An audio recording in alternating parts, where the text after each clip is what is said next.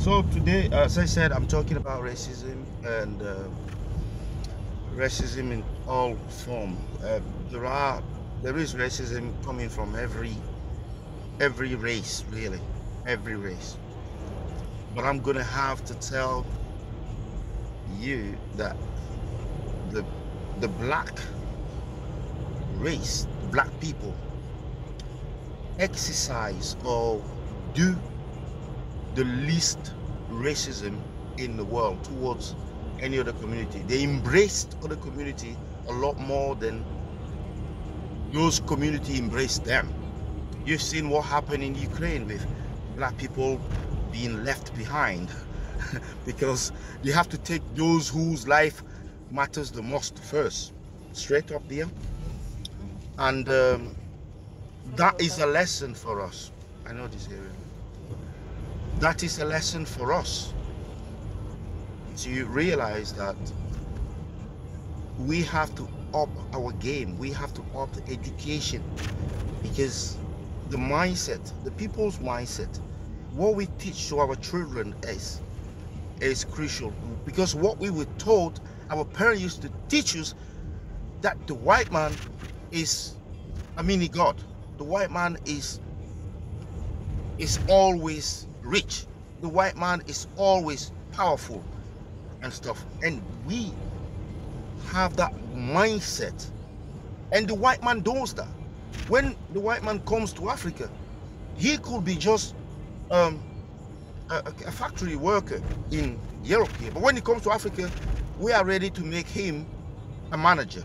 We are ready to make him a director. We are ready to do this.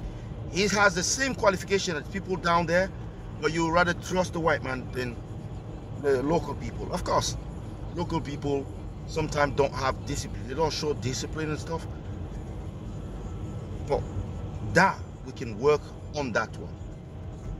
So we have to stop treating the white man as a mini god. We have to stop that. The guy lives there, I think somewhere here. So we have to stop doing that. Because if we don't stop it, this cycle will not stop. We have to teach our children that every race is equal, that they should not feel as if they have less capability, they have less intelligence, they have less less authority, less right than any other race. Forget about the white man. Forget about that. You have to think about mindset. It's all about the mindset, changing the mindset, and that's it's a long and tedious kind of task, and we have to do it over the years to get anywhere, to start seeing any result, any meaningful result, because the abuse has been going for a very, very long time. So I'll tell you some stories. There was a bus going through Moston. Moston Lane is what they call here like Lagos. And so the bus is 112. Some people will recognize that if they live in Manchester. 112, Arriva bus from Piccadilly, and I don't know where it goes, whether it goes to Middleton or whatever. So that bus is often full of black people, because black people work hard, so they work night. They work antisocial hours. And so in the morning, they're either going to work, for most of them, others are going from work to home, or to their home. And this white guy in his 50s just happened to get on that bus, which was literally full of black people. And then he said something like, well, to the bus driver when he's smiling, but he was smiling when he said it. He said, "Is this going to Africa?" And then the bus driver laughed and said, "No, he's not going to Africa." So that is just the way that people look at us as Africa. I mean, it could be a joke, right? It could be a joke. That is not an example of racism, right? I've been the victim of racism in Europe. I run a business. I've been a victim of racism from literally everybody, every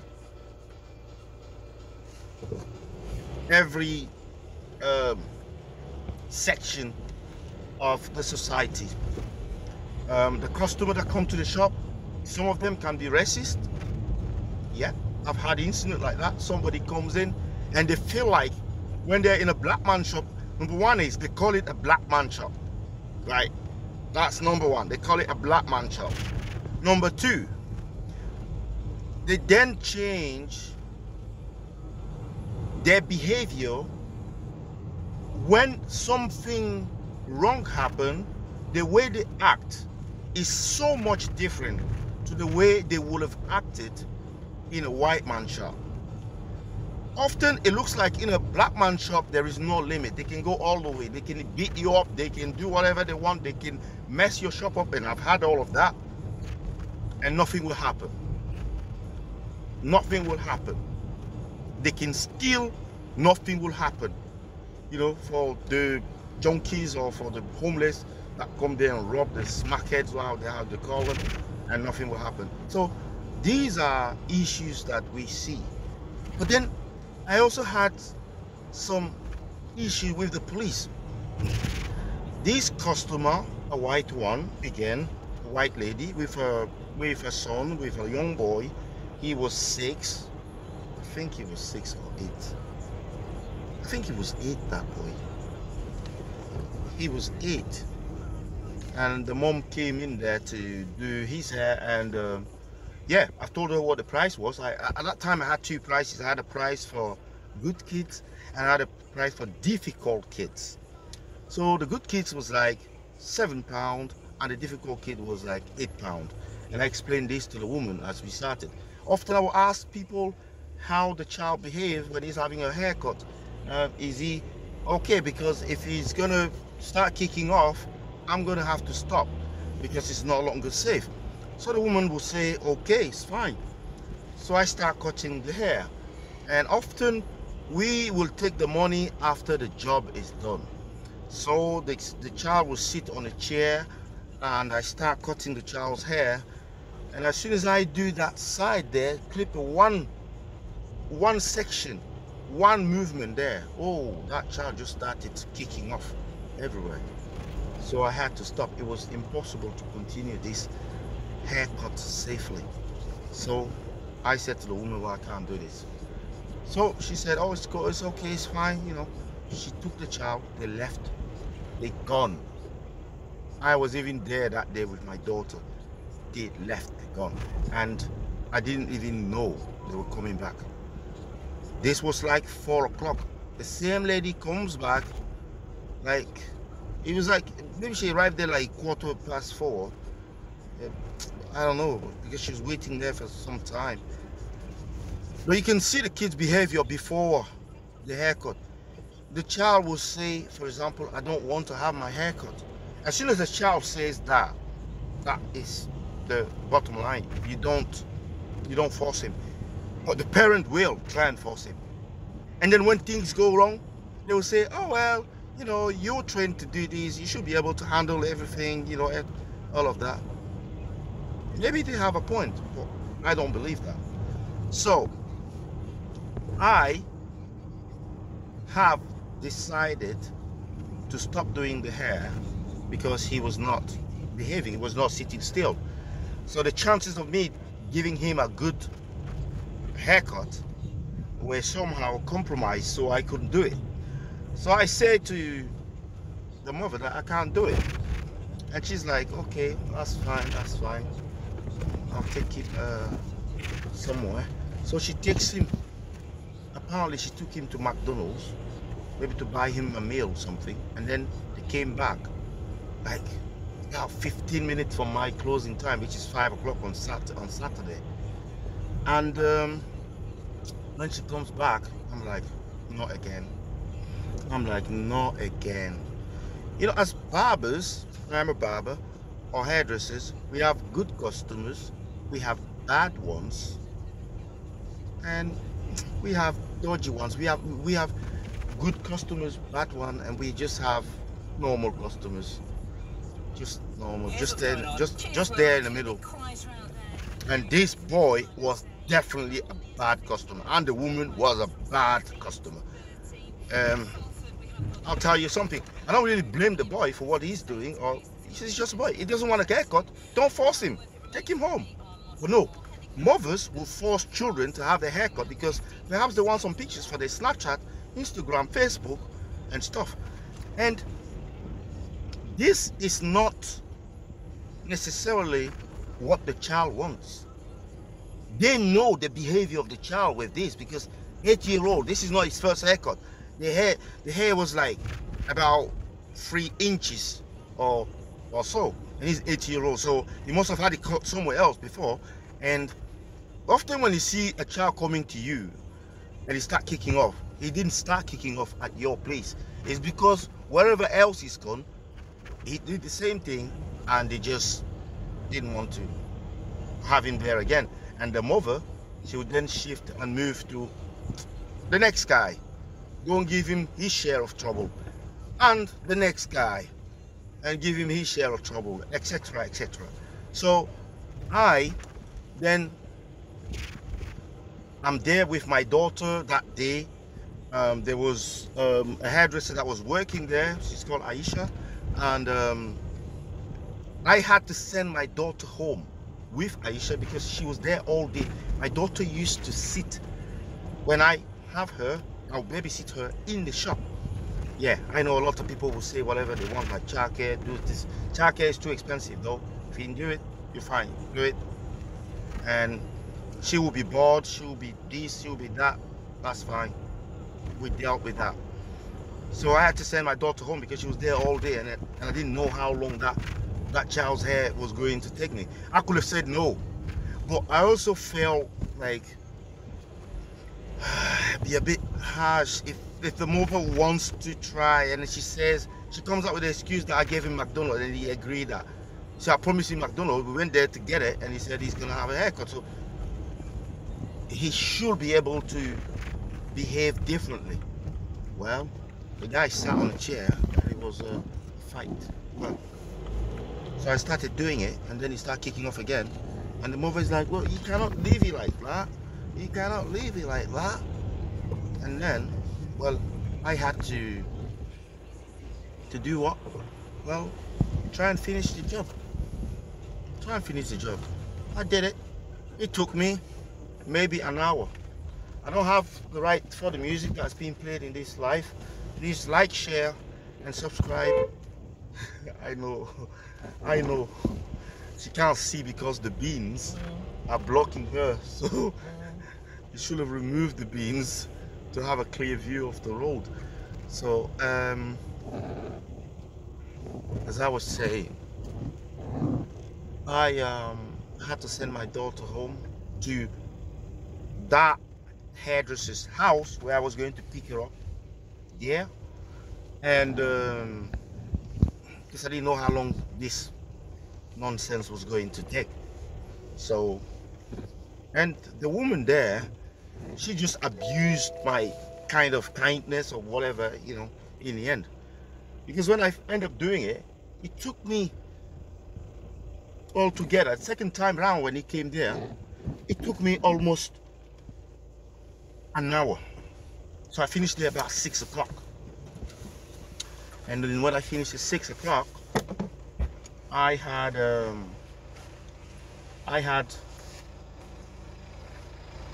it was dark. It was in October. It was dark. It was October, it was dark, and usually at 5 o'clock we used to close the door so that you don't get more customer coming in when you know that you finish work at 5. So from 5 o'clock onward, you will close the door, and you will kind of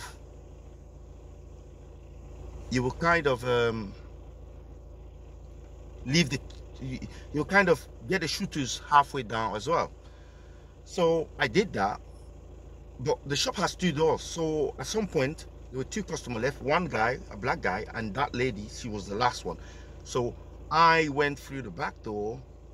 The way we used to close is like you have to go through the back door. The shooter is outside. You have to close the door manually and then close the shooter, pull the shooter down and put the bullet, the shooter's bullet in.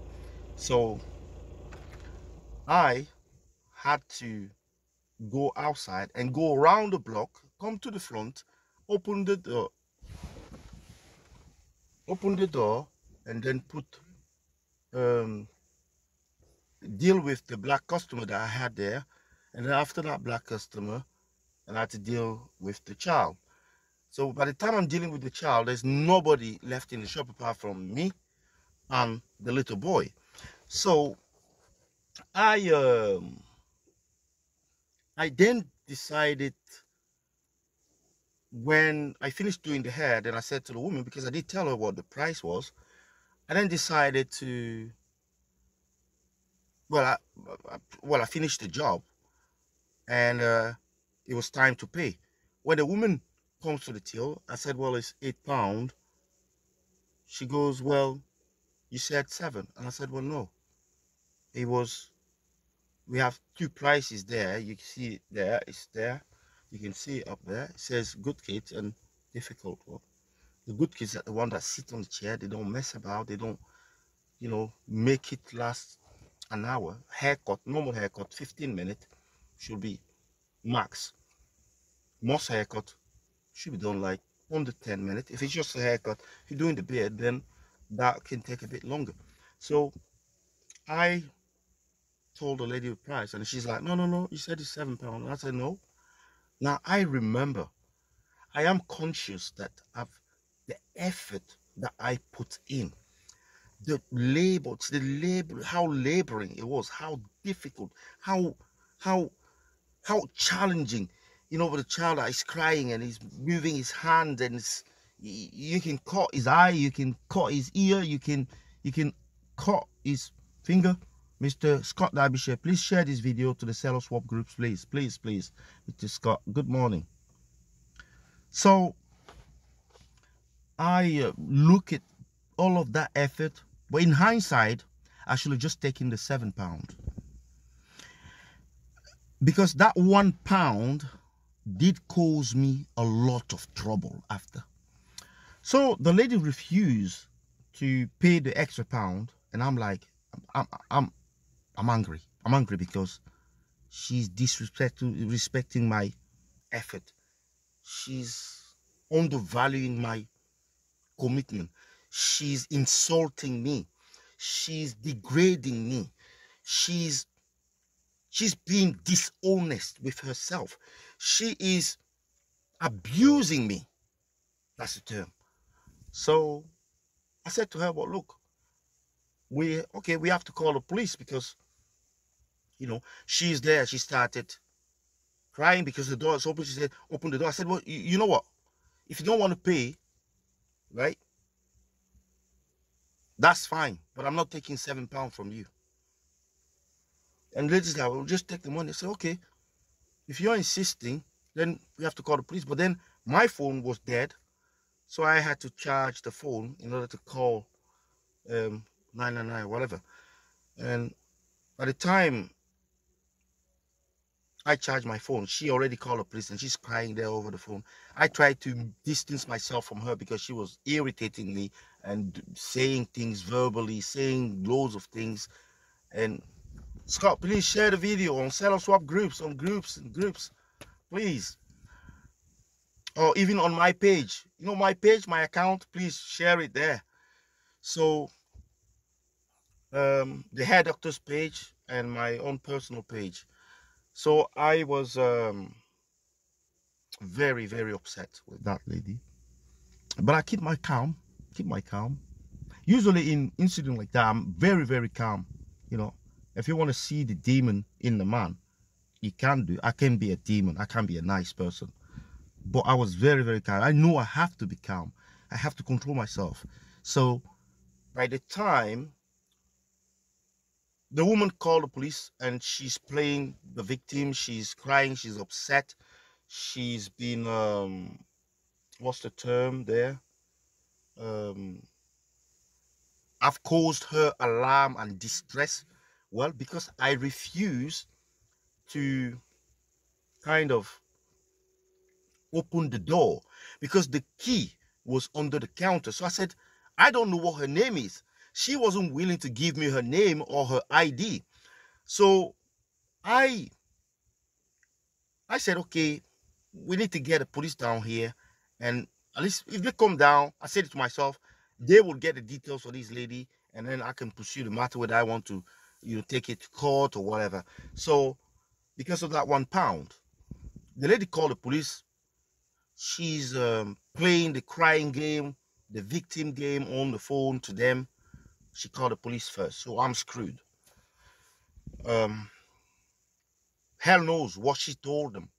If you go, usually this sort of conversation, if you have that conversation, it'll be something like, yeah, I went to the black shop and this black man, did my kid's hair, but he was rough doing his hair, and then I told him to do it properly, and he didn't want to. Blah blah. When it came to paying, I gave him the money, and he refused to take the money, etc. And he locked us in.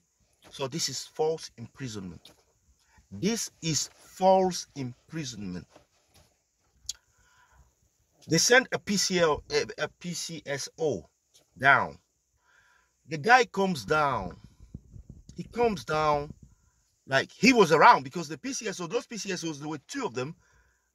I think there was a woman and a man, and they used to patrol there in Ashton there all the time. Within like 5 minutes, the PCSO, 5 or under 10 minutes, the PCSO comes in. But I think it was within 5 or 6 or 7 minutes, the PCSO is there knocking at the door. I'm all the way down there because my shop is like 20 meters deep at least, or 22 meters. So I'm there kind of waiting for the police to come. As soon as the guy knocked at the door, when I see the knock on the door, the shooter was halfway down. I can see, I'm watching the door because I know the police will come there anytime now. So I go and open the door straight away. The guy comes in and he takes the woman out. And they stay out there for about 10 minutes. 10 to 15 minutes. And I'm there patiently waiting. Then I'm like, what the hell's going on? This guy, he's been there talking to this woman, and he's not even talking to me. As they say commonly, there are always two sides to a story. At least two sides to a story. Keep sharing, Mr. Derbyshire. Keep sharing, please, on sell or swap groups. So there are at least two sides to a story. And when I can't make videos on my main account because somehow Mr. Mark Zuckerberg, he decided to restrict my account. He says that I make too many videos for you. So that's the problem. I think you have to go there and complain to Facebook, why have they restricted my page, because now you're not getting the videos. That's why I'm doing them on this page. So when I step outside of the shop, the shooter is halfway down. I didn't move the shooter up. So the policeman was able to get in the shop. He just had to bend a little bit. It's left like, I put it like to 1 meter from the floor. So you just bend a little bit, you get there. Or 110 or 120, whatever.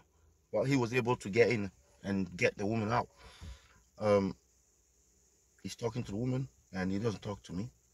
And I opened the door and went outside, and I said to him, are you not going to get my side of the story? The guy goes, go back in the shop. Go back in the shop. The woman is in distress. Go back in the shop now. I'm like, wow. So it's my version, is my opinion. Does my opinion matters? Does my story matters? And the guy just there shouting and yelling at me. And I'm like, mate, I'm not going. I said to him, this is racism. This is what they call racism. So you come to a scene where there's supposed to have been the breach of peace, or that there's supposed to have been an incident or a crime, whatever you call it, and you just choose a side that you will focus on. Yes, of course, she called the police. Yes. Where does he say that the first person that calls the police is the one who is right? Where does he say that? Question number one. Question number two.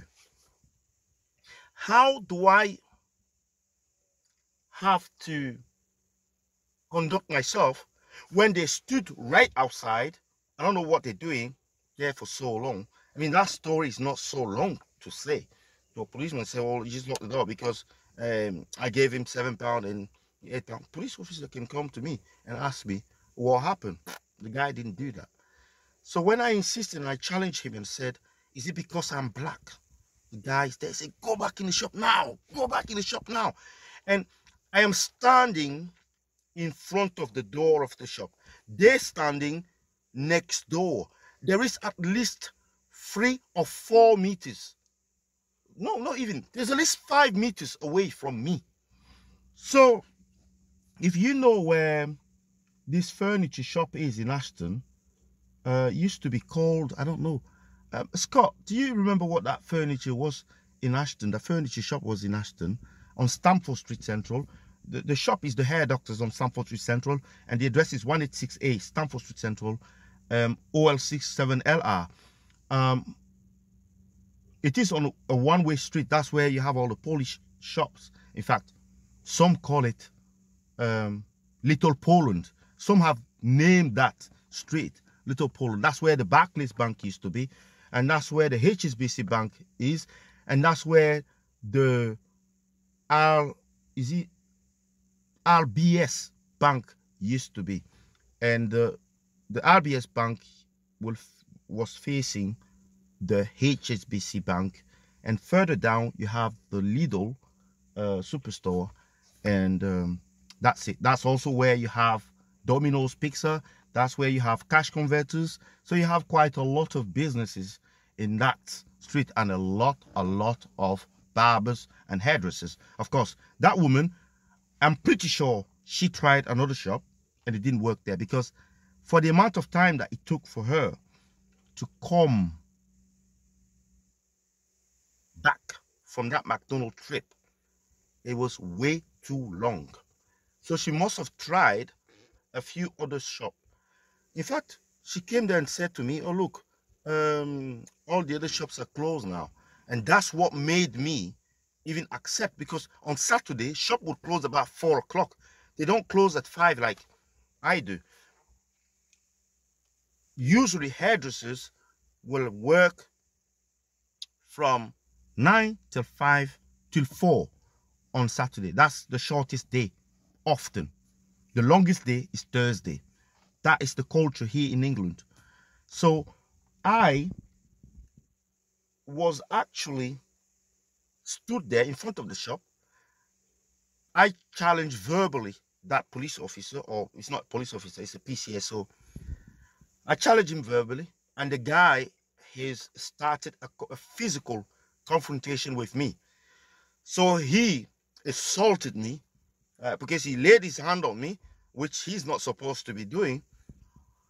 And he was there pushing me or trying to force me to go back into the shop. But that's just something stupid, because the shooter is halfway down.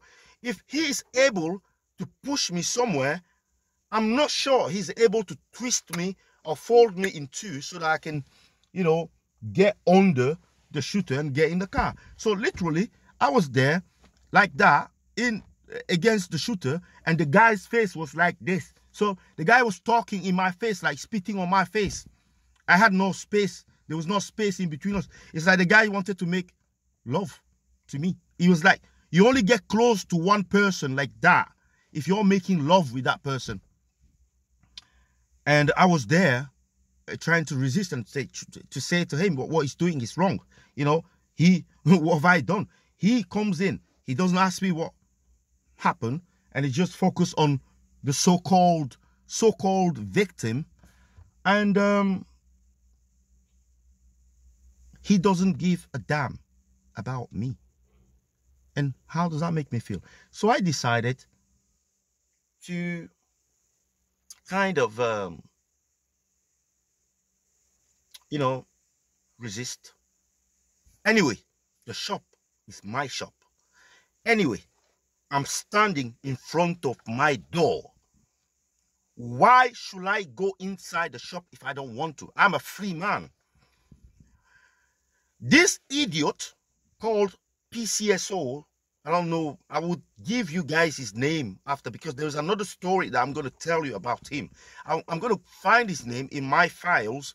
I'll find his name and I will tell you his name. I will shame this guy and I will make sure that people know who he is. He's a racist, ignorant, I don't know, useless waste man. That's what it is. So, the guy, when he's the one who is initiating all the violence on me, and all I'm doing is just resisting, and I'm not even doing self-defense or anything, because I could have pushed him back. I'm just like, I'm not going anywhere. So, the guy calls for backup, presses the red button for backup. Next minute, 5 police cars are there. 5 police cars are there. Yeah. 5 police cars coming. Oh, yes. And they just, and this is the problem with the police. They seem to do this with a bit of racism.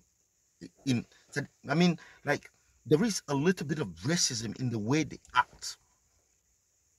You see, the way they deal with George Floyd in America, do you really think that's the way they would have dealt with a white man?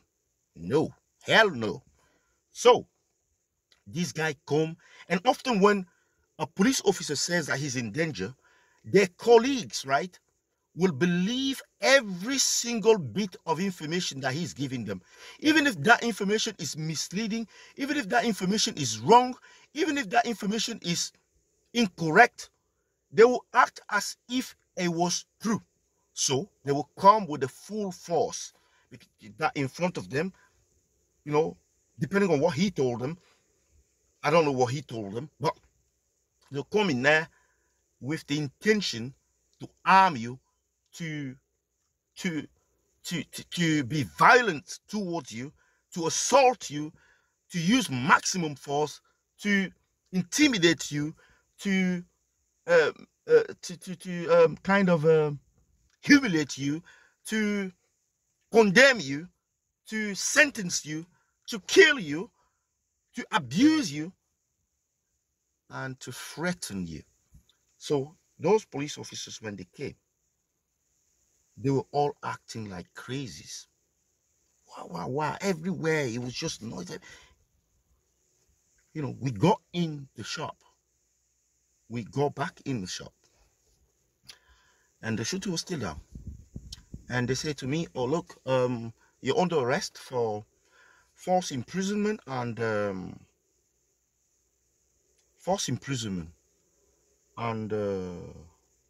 assault on a police officer. Bloody hell. Bloody hell. I had to be handcuffed in my shop, gave them the key to lock the shop, and taken to a police station somewhere in Stockport. I forgot the name, but I will tell you that in the next video. It's an area that's actually very far.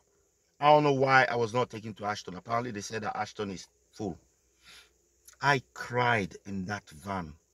I called my mom. I called my dead dad. I'm like, why do I deserve this? I work hard. I work hard to earn money.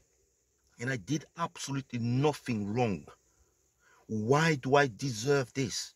Why? There was nobody there to answer me. The police officers there taking me to the police station in the van, in the back of a van, and they put the handcuff tight. and there was a big police officer from the rapid intervention group, the ones that were all black and, you know, with camouflage and stuff. I don't know. Those guys were also there, and one of them, the way he was handling my handcuff, I had a cut in one of my wrists here. I had a cut there. So there I am in a police station. There's an area in Stockport where there's a police station there. Oh, from Ashton. Oh, come on, man. I don't know. Oh, God. Oh, forgot that area. Anyway, I will remember when I find my files. I will tell you all this information in the next video. So, I was then taken to that police station, kept in a cell overnight. But during the night, I asked to see a doctor. So they brought me to the nurse. The nurse was asking me what happened, stuff like what is wrong. And I told the nurse that I've been, again, I don't have all of that information, but I will get to that file. That I've been assaulted by the police officer and I'm accused of assaulting him.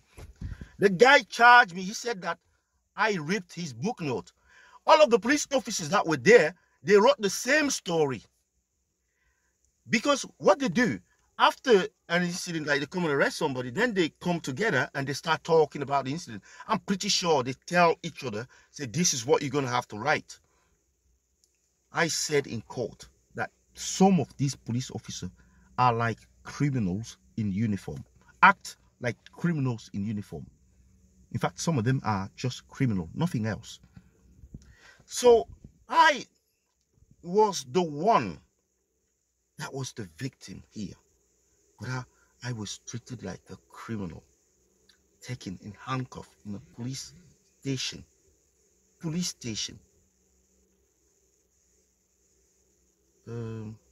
Say that again, Scott. Hazel. Yeah, it could be Hazel Grove, but what other area is there within the Stockport County or area? Please give me all of the other area, then I will tell you the exact area.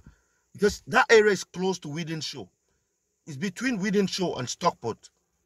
That area, I think so. I don't know. Give me all of those areas there. It's not Hazel Grove. It could be. I'm not sure. Yeah, it could be. You could be right if there's no other area. It's something Heath. It's called something Heath police station. Little Heath. Yeah, it's Little Heath police station. That's the one. Chiddle Heath. Yeah, Chiddle Heath. Yes, that's Chiddle Heath police station. That's what I was taking. In a van there, crying from Ashton on the line. Stamford Street, 1868 Stamford Street, Ashton on the line. All the way to the police station there. I was there in tears. Get to this guy. The guy is there. Well, they bring me in.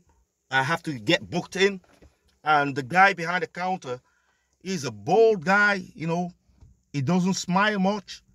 Yeah, he's got like a dictatorship kind of voice or attitude. Like he tells you what's your name. Do you want to do it the soft way or the hard way? We just put you in the cell. If you don't want to answer the question, blah, blah, blah. What do you choose to do? I answer the questions. Well, you're accused of assaulting a police officer and false imprisonment. Okay. Right, this is not a plea time here. We're going to keep you in a cell there for interviews. So we're going to send when an officer is free, they're going to come and see you, and then they're going to process your interview and everything. And an officer come and see me like it's about midnight or 1 o'clock. I don't know. I can't know because I didn't have any reference of time anyway. I'm there in a cell. Like, I don't know what I was doing there in the cell, but it's all written down. I wrote all of these down for my court case. So I'm there in the cell. Then they say, well, it's time for the interview. Do you want a solicitor? I said yes. And they sent me a solicitor. I was an Asian solicitor. Again, I forgot the name of the solicitor, kind of the firm, but it's in Stockport Road, right next to McDonald's there in Stockport. I know, next to McDonald's, yeah. There's a big solicitor firm there. So I got them.